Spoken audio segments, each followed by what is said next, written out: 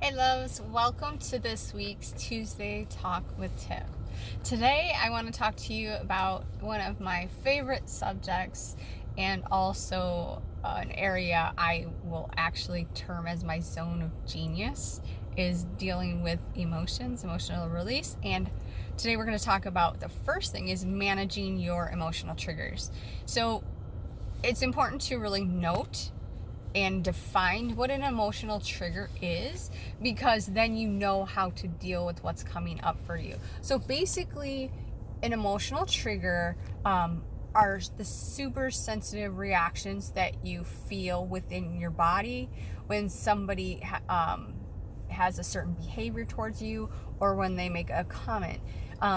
This can be on all sides of the spectrum because we all have different things that will trigger us based on our past experiences and wounds that need to be healed. So emotional triggers are essentially things that are showing up for you to really heal them. So it's really important to recognize when we're triggered and then determine how you're going to move forward and heal them. So there are two ways that you can react, or most people react. That is, you withdraw emotionally when you're emotionally triggered. That tends to be most people's scapegoat. We don't want to feel painful emotions that come up when we're triggered from past experience that we've had. We want to just numb it and get rid of that pain. However, that's not healthy, because when that trigger's coming up, it's time for you to release it.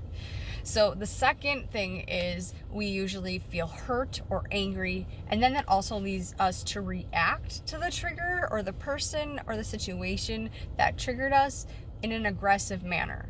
And that does no help for anything except for escalate things. And it's sometimes the level of perception is clouded with an emotional trigger because we're operating from a past trauma wound of some sort, and the person that we're taking these aggressive behaviors out on, that might not have been their intention. Not to say that it's not. Maybe someone's just being a straight ass, that happens. But it's always good to take a step back and observe, okay, is this person meaning that? Just dive into asking yourself some questions about it, because that really helps to become aware of the emotional things that you are feeling, and also to determine what the situation is that needs to be healed a little deeper. So that is really super important. Healing your triggers is one of the most liberating things you can do, because it allows you to not react. You can encounter somebody having these behaviors that have triggered you so much in the past, it would cause you to be explosive and aggressive, or just withdraw emotionally and hold this all in, and you feel this intense heaviness and sadness and just discontent because you're holding all of that in. When you release the trapped emotional situations from your physical body and energy, you create space to feel more joy, more wholeness, more fulfillment. And it's a very empowering thing, because you know that you are in control of your reactions to emotional situations. So I also want to share a little bit about what it is that I do with my clients. Each session is quite different. Emotional release is usually an hour session. However, sometimes we have to follow the energy and it goes a bit over. It's not a cookie cutter approach, because everybody's experiences are different. So we start with one thing that you are wanting to address in that session. We tap into the body, and I work with my clients to empower them to start to feel where they're feeling things in their body. Because yes, you can work with me for 1 to even 6 sessions, however many we feel that you need to move forward, that's what you would do. However, it's not good to create a dependent energy. You need to be empowered on how to really be aware of your emotions, your triggers, and learn how to let them go on your own. So as we go through the process, I also teach you how to interpret what's coming up in your body and listen to what's coming forward, using your intuition about, okay, what situation is coming forward to this. And we really get to that root of that. And so then we can also clear the emotions. And I also am able to tap into subconscious emotions that are our thoughts create our reality. And so a lot of times we keep having the same situation play on a loop. And we don't even recognize it, mainly because it's not coming from our conscious awareness. It's subconscious. And I'm going to go probably, I think it's 90% or so of our thoughts are subconscious, and then like 10%. So you see there's a huge gap there, and there's so many things that we operate on subconsciously. So really connecting to and releasing those subconscious beliefs, patterns, or emotional triggers is huge in the healing process. Also, during this session, sometimes I create a safe space always create a safe space for my clients, a sacred space. My background is in healthcare, so for me, I treat it like HIPAA. That's why I always operated it with my patients, and it's the same with my clients. What is said during those sessions is for you only. If you want it recorded to listen to later, you would always have that option. It's always the client's choice. Before I would actually do an emotional release session with somebody, I want to chat with you first. I want to feel if you're ready, because it's important. If you're gonna spend the money to work with a coach, healer, whatever you choose, that you're ready to dive deep, because this isn't surface level work. This is going to go into core wounds, and a lot of them are from our childhood. So we need to be able to feel them and express what needs to be said during that time. Very specifically, you can have an emotional wound from your childhood that stems from the root of not being good enough when you get down to the core of it, whatever that experience was. So this is just an example. We feel it where it is in the body. If it needs to come up, if you need to express that, sometimes you may need to cry, sometimes you may need to scream, sometimes you may just need to laugh because you just don't know what else to do. You can, punch things if you really wanted to. I mean, I don't mind whatever my clients do. It's what they feel called to, and I'm just there to hold space during that time.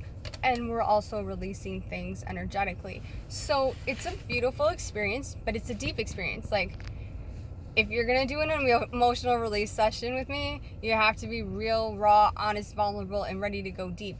The deeper you go, the more transformation you're gonna experience, and that is so key.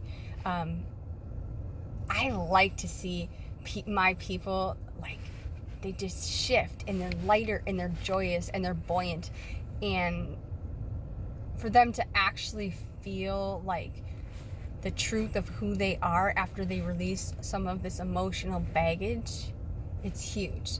So that's why I'm super excited about these types of sessions that I do, because I feel it creates big shifts. And that is what my goal is, to empower my clients to be able to live a life full of passion and joy and freedom from the emotional baggage, limiting beliefs, and expectations of others. Part of our emotional baggage is, especially as empaths, is truly that most of us, of all of the clients I've had, other groups I've been in, have codependent issues with relationships, people pleasing, perfectionism, not feeling good enough. There's a lot of things that are at the core, they're core wounds for us, and they prevent us from showing up in life. And just making yourself happy. Nobody else is in charge of our happiness. And when we do not make decisions for ourselves, and we're making decisions to please others, that becomes a huge source of resentment, and that will definitely be an emotional trigger. So that's how that comes into play. It can be situations that are very traumatic. It could be an abuse situation. It can just be an emotional trigger, can actually just be anything that happened during your childhood. When we're children, our level of perception is different. We're not in a space to think maturely. So one thing I remember very clearly is hearing this about somebody's emotional wound, and it was about going to kindergarten. She was left in the classroom and she completely felt abandoned. Her mother didn't love her. She didn't know why she was doing this to her. And to a child, that's their level of perception and awareness. However, as adults, we know our kids have to go to school. I mean, you can homeschool, yes, now, but back in the day, not many kids were homeschooled. So to have that thought and experience, it makes a difference. And then that will reflect in other relationships in your life and other experiences that you have, because you have that fear of not being lovable and feeling abandoned. So it's very interesting how it all pieces together. But that is the beauty of it too, because when you start to address that, say the abandonment came up first, but then you lead into the not good enough, this is where the trail takes you during a session. You never really know what's going to come up, but whatever comes up is coming up for your highest good to be healed. That's the one key to remember about emotional triggers. They're your guideposts to where you need to heal. And a lot of people think being triggered is a bad thing, and it's not bad. That's the perception. It's actually allowing us to find a place to grow from. If we grow and expand our awareness from what the triggers are, how it's been affecting us, and we release them and let them go, that's growth. And that's going to create drastic changes and transformation in your life experience, because you're not going to operate from that wounded place any longer. So thank you so much, loves, for listening today. This is one of my favorite session type things to talk about, and how to manage your triggers. Really learning to heal those insecurities and things that are under the surface is a big point of growth. So if you have any further questions, feel free to either DM me, write in the comments, and I'm also going to share a special offer for those of you who would like to take an emotional release session and give it a try. So I hope you all have an amazing rest of the week, and Happy New Year 2021. Yay! I didn't say that yet. And let's make this year great. Make this your year to focus on you. My grandmother came to me in a dream within the last month, and she's been passed for quite some time, since 1990. And she told me to choose myself over everything. And so that is my theme for 2020. And I wish you the same. It's not a selfish thing at all. It's just, don't operate in shoulds anymore. Just operate from what makes you feel good and expansive. If it doesn't feel good, don't do it. You say no. Like, it literally has to be a fuck yes or it's a hell no. That's it. There can be no in between when it comes to that, because then we're thinking about, okay, well, this person thinks I should do this or this, but what do you want? I encourage you to ask yourself, what do you want? And really feel what emotions come up, because that's going to connect you to the things that are limiting you there. So try that experience, and I would always love to hear when you try the things that I recommend in videos. I want to see how it comes up for you. My messenger is always open to connect, so I look forward to connecting with more of you, and I so appreciate you taking the time to listen to my little talks on Tuesdays. Love you all.